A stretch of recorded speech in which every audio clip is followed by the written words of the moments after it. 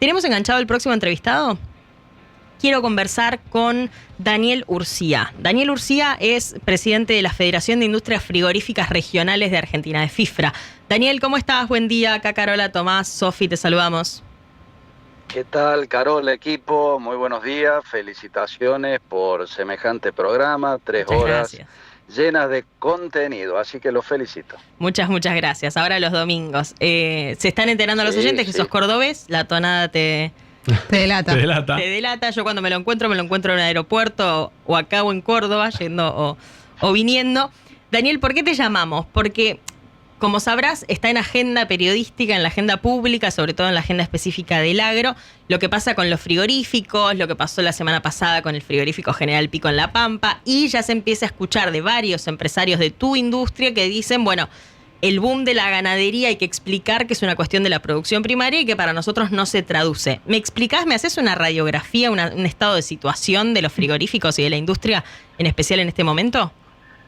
Bueno, vamos a intentar que se comprenda. Yo A te ver. escuchaba que vos hacías de alguna manera la editorial y comentabas la crisis de algunas empresas. Uh-huh. Yo dividiría en dos partes. A ver. O sea, yo creo que con la estabilización de la economía, el stop a la inflación, el stop a todas las deformaciones que las prohibiciones habían producido, llámese rulos y todas esas historias que las prohibiciones generan, Uh-huh.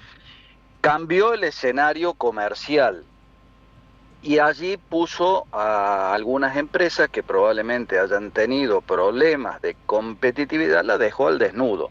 Es decir, no hay más inflación para disfrazar las cosas, ahora tenés que ser competitivo y eso puso en escena algunas falencias que tenían y me parece que lo que vimos estos primeros 2 años fue esa situación. Uh-huh. Ahora se da otro contexto.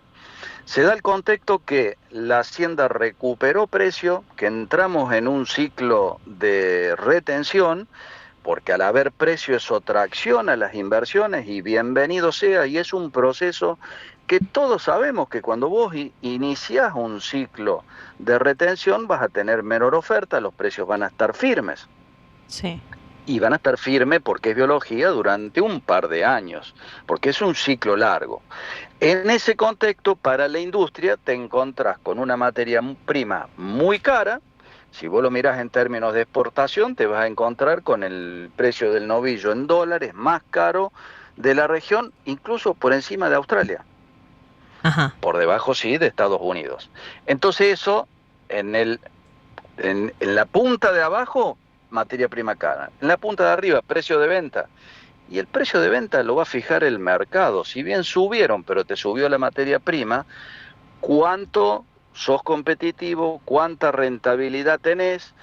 Entonces ahí empiezan a jugar estas situaciones y empiezan a aparecer también los problemas estructurales que tiene la cadena que no se han resuelto. Vos recordarás que en la ley bases había un capítulo de estándar sanitario. Ajá. Que se eliminó, que lo tenemos en agenda nosotros para seguir trabajando, que hay que nivelar para arriba, que tenemos muchos mataderos con déficit de instalaciones sanitarias, pero compiten por el mercado doméstico con los otros. Tenemos precarización laboral. Te hago un paréntesis ahí. La nueva ley crea empleo formal. Claro. Punto. La precarización laboral que tenés en esto impacta y mucho en la competencia desleal. Hoy un trabajador más o menos te cuesta formalizado 3 millones de pesos versus uno que no está formalizado que tiene menos de 1 millón. Uh-huh.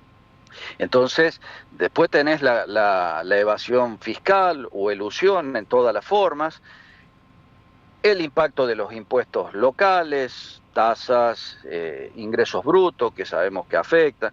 Nosotros venimos desde hace una década discutiendo por la baja de la alícuota de IVA del servicio de faena, que es algo muy chiquitito, pero que impacta técnicamente en el precio, más que nada en el matarife, porque el servicio está grabado al 21 y toda la cadena está grabada al 10,5, entonces pedimos que se reduzca.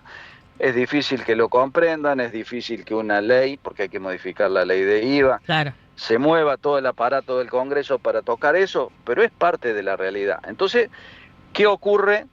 yo te diría desde hace un par de meses en adelante. Precio de materia prima alta, precio techo, sea en el mercado doméstico o en la exportación. En el medio no tenés rentabilidad y tenés mucha marginalidad o competencia desleal. Una capacidad instalada que supera la demanda que va a haber, entonces va a ajustar el mercado y vamos a ver complicaciones en algunas empresas que no estén debidamente saneadas y que no sean competitivas. Y se está viendo, porque Nico Racetti, por ejemplo, que hacía la columna de ganadería hace un rato acá en el programa, nos decía, se empieza a ver un proceso de concentración, así como muchas veces hablábamos de concentración, no sé, de los tambos, por ejemplo, donde los más chicos terminan por una cuestión de escala viendo imposibilidad de continuar y terminan absorbiéndolos las empresas más grandes. ¿Está pasando esto en los frigoríficos por todo esto que nos contabas?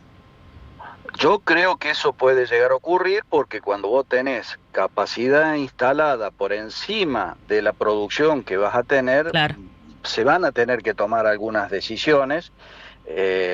Aquella empresa que tenga 2 o 3 plantas, por ahí hacer 2 trabajando a pleno y suspender la actividad en una. Okay.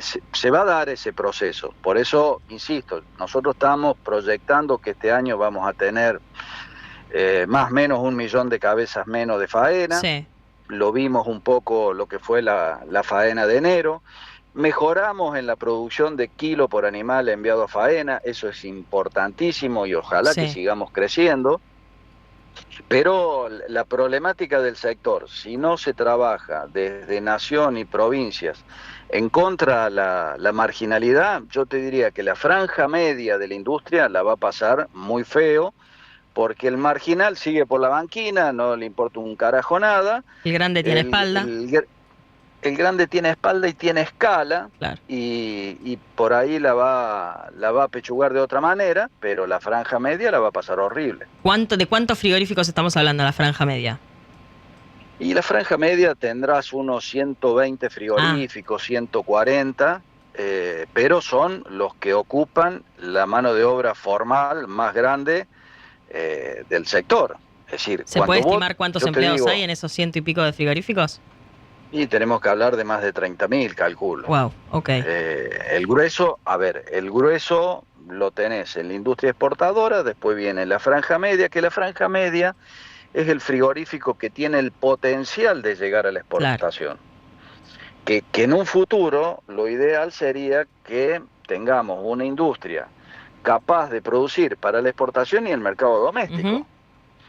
Hoy lo que hacen exportación son menos de 50 frigoríficos sobre un total que informan faena de 350 claro, mataderos en todo el país. Entonces, cuando nosotros insistimos que hay que trabajar porque se genera empleo formal en esos frigoríficos que tienen proyección de futuro.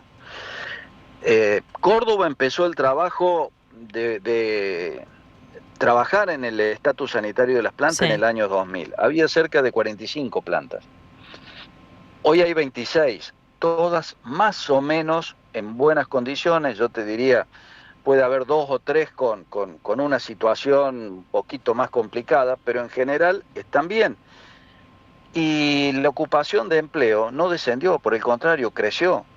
Uh-huh. Porque crece cuando el frigorífico tiene escala. Si no tiene escala, precarizas todo. Gracias, Daniel, por la charla. Muchísimas gracias. Nos quedamos sin tiempo, pero me parece que va a ser un tema del que hablaremos prácticamente todo el año. Así que estarás invitado a volver. Cuando quieras, los domingos disponibles. Muchísimas Te mando un beso grande y éxitos a todos. Gracias, un abrazo. Ahí estaba Daniel Urcía charlando con nosotros, el presidente de la Federación de Industrias Frigoríficas. Los frigoríficos, decía, unos 130 frigoríficos en una situación compleja podrían quedar este año por esta situación que responde a malas decisiones en el pasado, a la situación actual de la Hacienda y a la cuestión impositiva, en definitiva, de la Argentina, por el lado de la carga que tienen quienes están formales en lo impositivo y sobre todo la informalidad que sigue siendo un problema para esa industria. Así que está bueno el repaso que hacíamos, pero me parece que de esto vamos a hablar, insisto, todo el año.